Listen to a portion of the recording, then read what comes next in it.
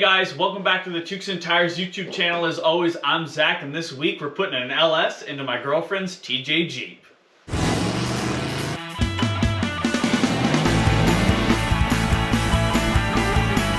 Hey, is that Timmy's? Yeah, because we're in Canada.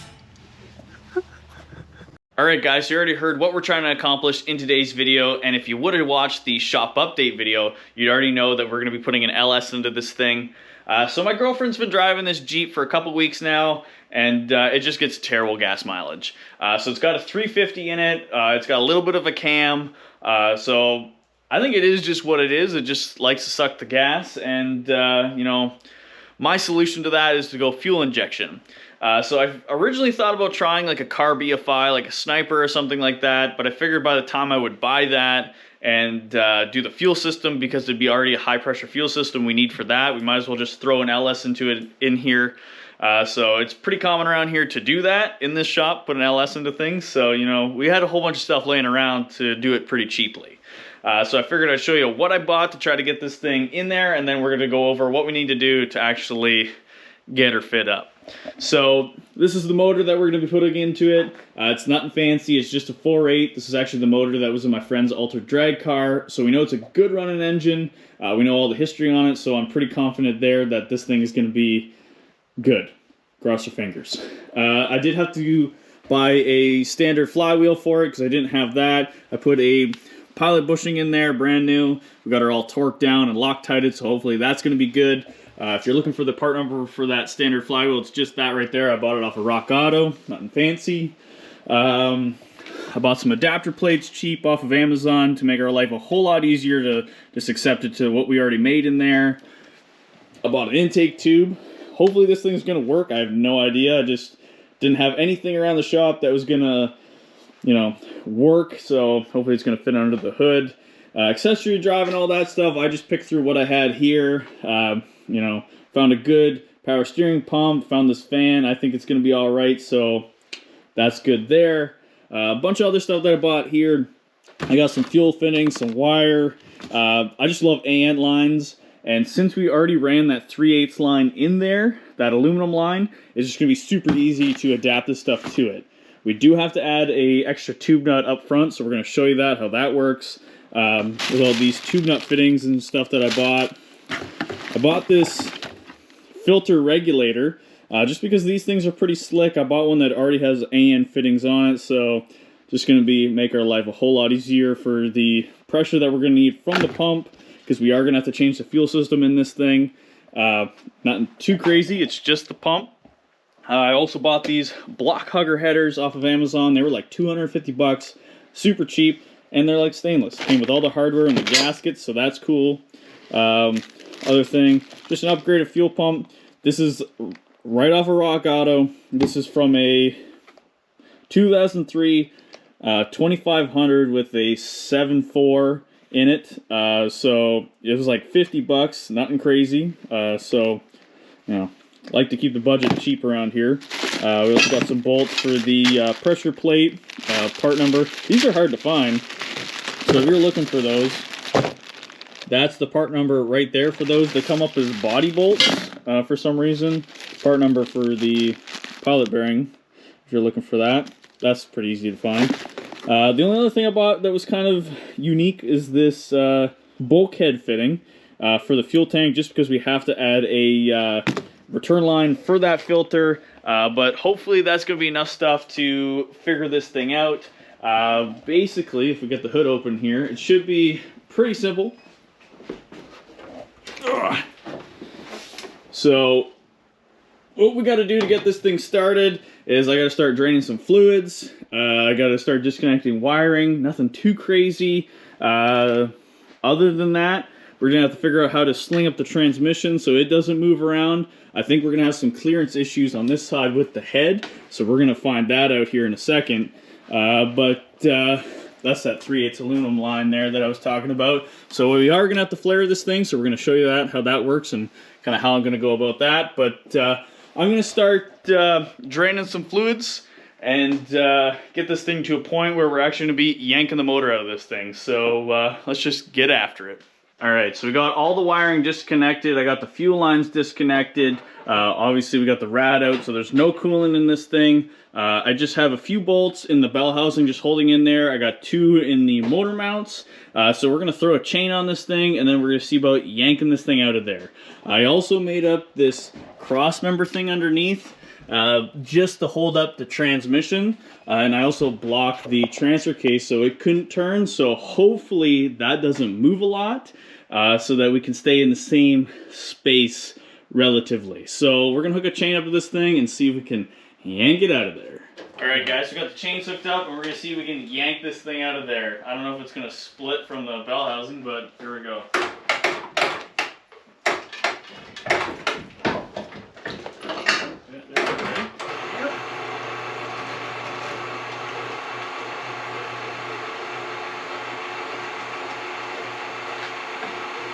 Take that block out.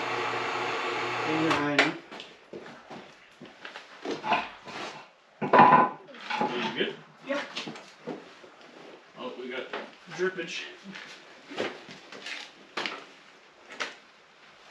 Okay.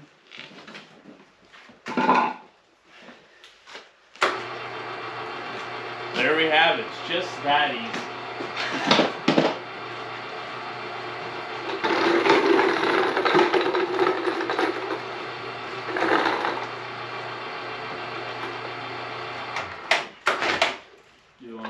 There you go. Hold on, I gotta get another block. Ugh, this engine's so heavy.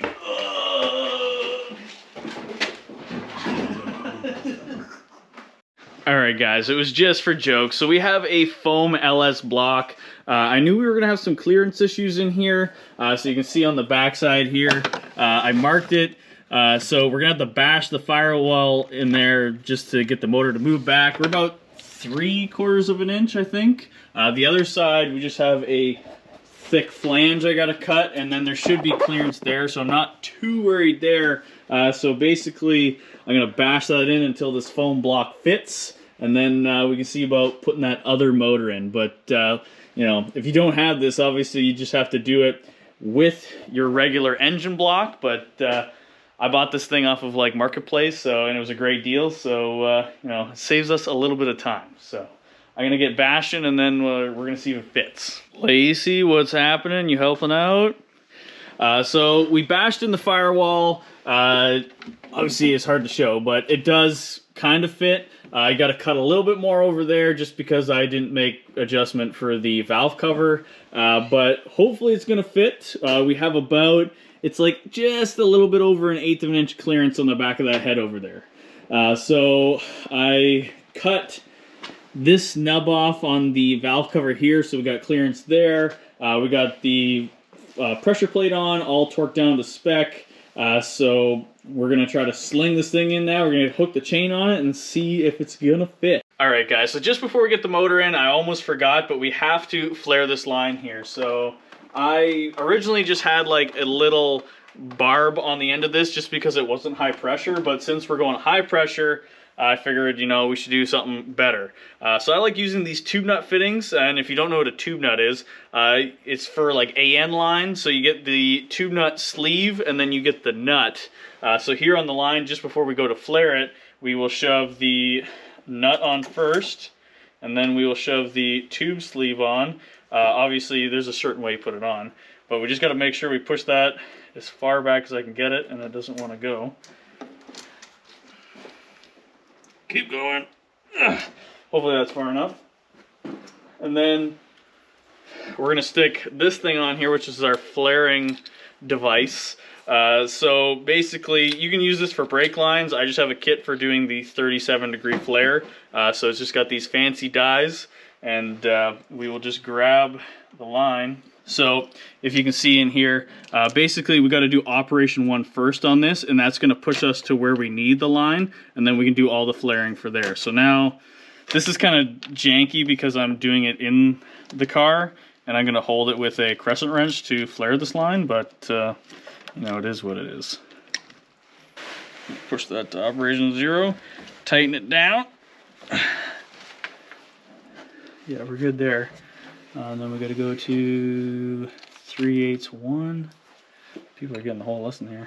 Oh, you gonna hold it for us there, Dad? Okay. You got it on there? Yep. Yeah, if you hold that with one hand, pull with one, and push Oh, with the other. I thought you were trying to hold it. Are you bottomed out already? Because it don't take much. Because the lines of... It didn't do it though. All right, so we had some technical difficulties there. The flaring tool, I couldn't reef on it hard enough while showing the video. But we did get it flared in there. So you can see we just have a AN fitting here. It fits in really nicely there. And you can kind of see how this steps together. So this one supports the aluminum line. That slides over. And then you can tighten your AN fitting on there. I'm doing this with one hand, so it's kind of difficult. But we'll get that line fastened back down and we can start trying to see if that motor will fit in here. So, you know, here we go. All right, guys, so we got that line flared in there. We've got all the clearance that we think that we're gonna need. So we're basically gonna just try to stab this thing in now. We did measure on the back. We're hoping we're gonna have enough room with the pilot bearing. I saw somebody else do it online, so we're just gonna trust their judgment, I guess. So here we go. I think we're just gonna lift that wiring harness up over there. What's that? That wiring harness, it's right where the dent is. It might have fell down when I was bashing. Maybe just ram it in somewhere. Perfect. Okay. Do we need to come a little this way? Do you think so? What's it look like? No, that's probably pretty good.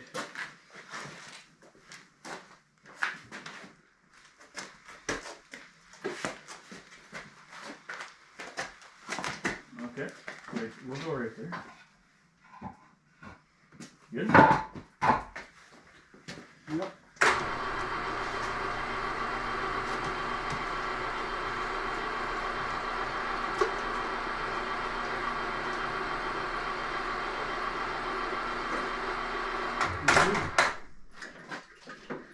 You alright? I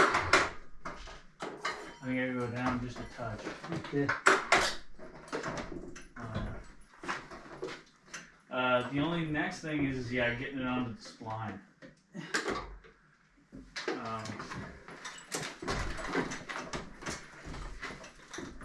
Then you go down just a touch. Okay, you ready? Yeah. You want to try to go up just a bit? Or what are you thinking? How does it look to the bell housing? You're close. Like it's just I think it's got to go in on the spline. I guess the only thing you could do is we'd have to get a wrench on the front and spin the crank maybe. If you go down a little more. Okay, ready? Oh, they might have popped in there.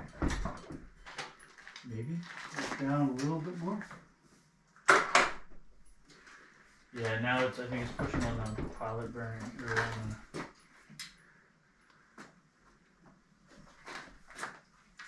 I don't have a light. I can't see the dowels. I'm about half an inch away. Yeah, half an inch, 3/8 of an inch. That's away. kind of like what I am. But we're still hitting over here. What are we hitting on? No, we can go this way.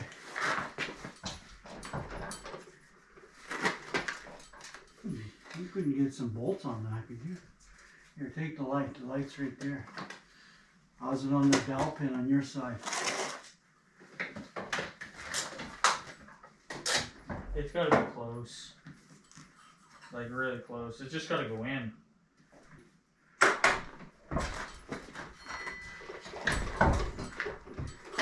You couldn't go and start some bolts in there, could you? Yeah.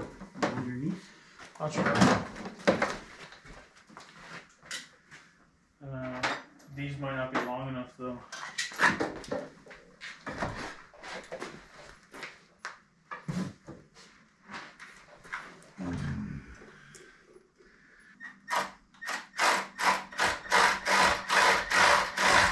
Okay. That's enough on that side.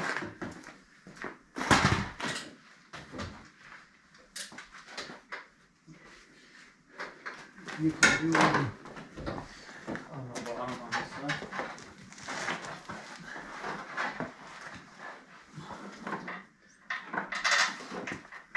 Did it go together? Yeah, I think so. It looks pretty tight, yeah.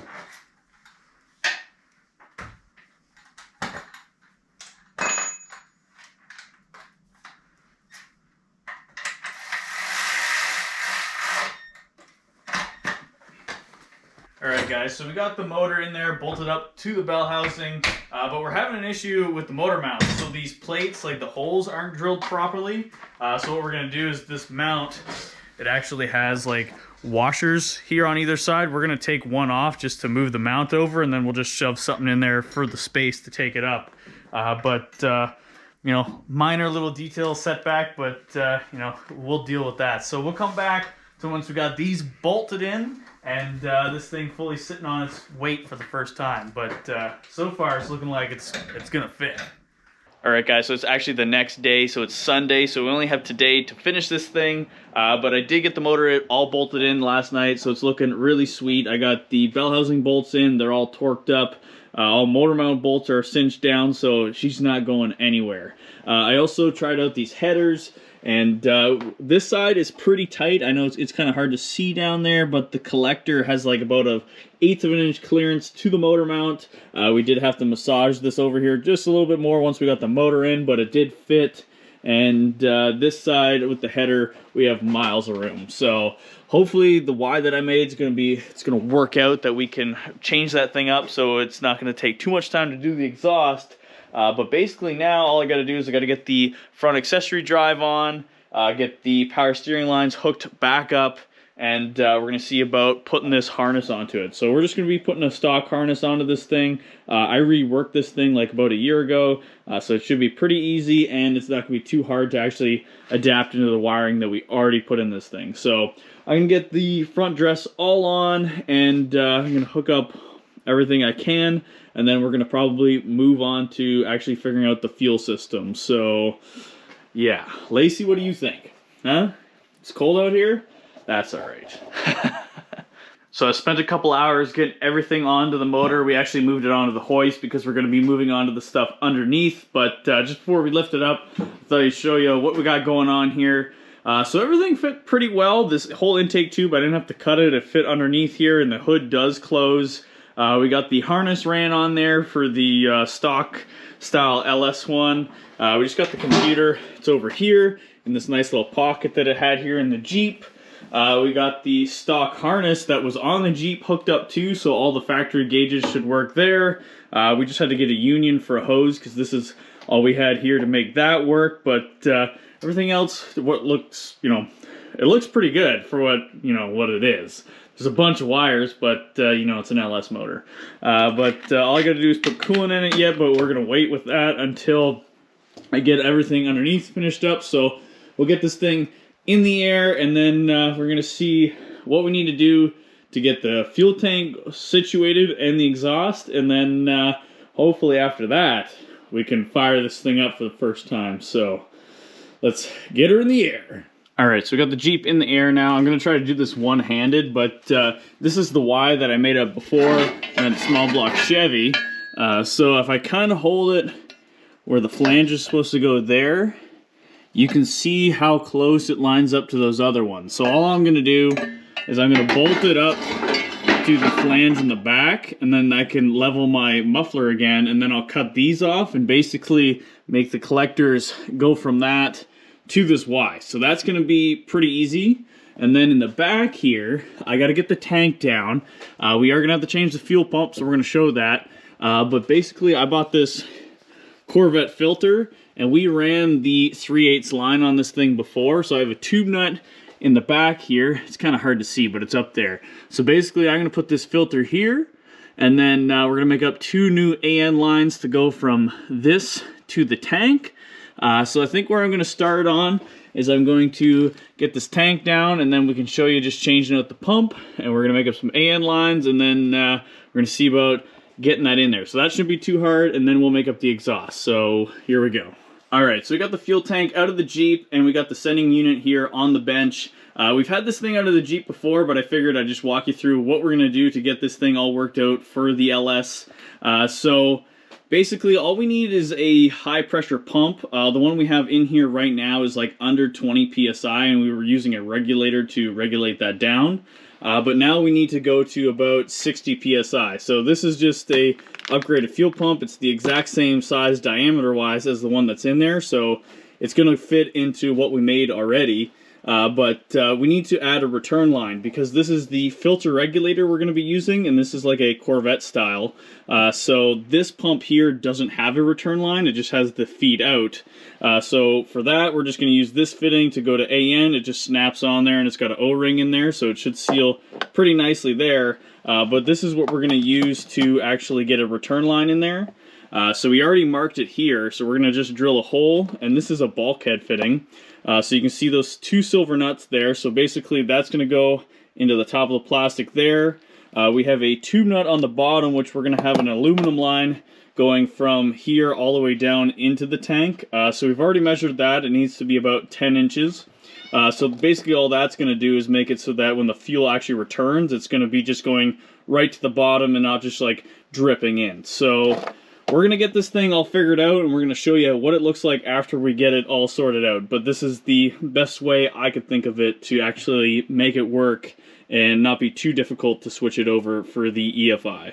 So we put the new pump in there, and we got the new bag on. This old one was like crazy dirty black. I have no idea what's in the tank, but now it's got a new one. So basically, like I said, same size pump in diameter size, but this just pumps more pressure. The harness plugged in, so we were good there. And then this is how we got the bulkhead fitting going through with the aluminum line going down. When this case goes on there, it's a little more sleek, so this will actually run beside this case, outer case here. But we just have to slide this back together now, and then we can drop it into the tank, and we can start making up some AN lines.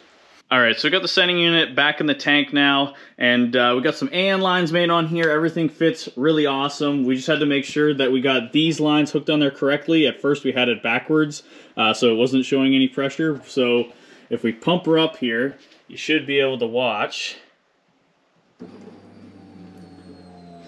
It goes up to 48 pounds, and LS can run off of 43, and we're not making any kind of crazy horsepower numbers, so that should be good enough. So we're gonna throw this thing back up in the Jeep, and then we're gonna move on to exhaust. So I'm gonna take that as a win. It's pretty sick.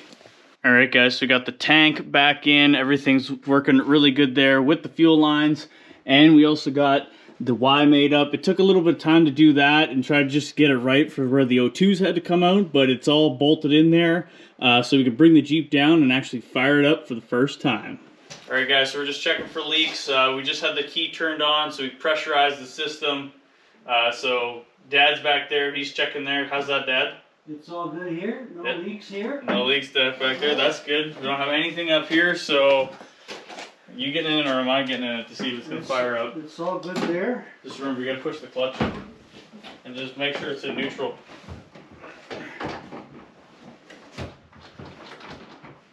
Okay, here we go. Are you ready? Yeah.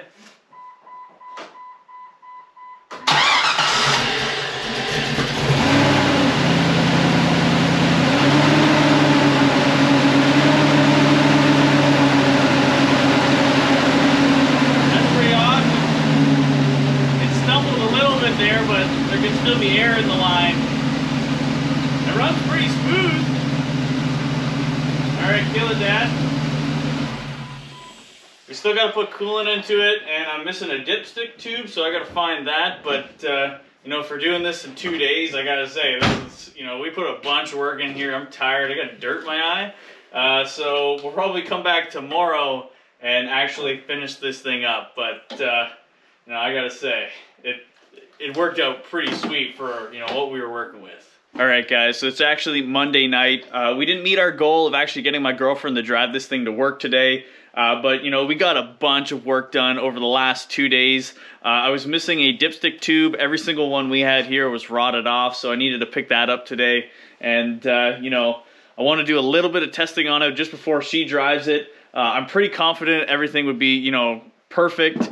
But you know, just to be on the safe side. But you know, everything's looking awesome under here. We just got the coolant into it, and you know, we burped all the air out of it, and it runs awesome. The heater works, So I can't be happier with how this thing turned out. We'll probably show in an update video later on that how this thing is going, if you guys have any questions about it.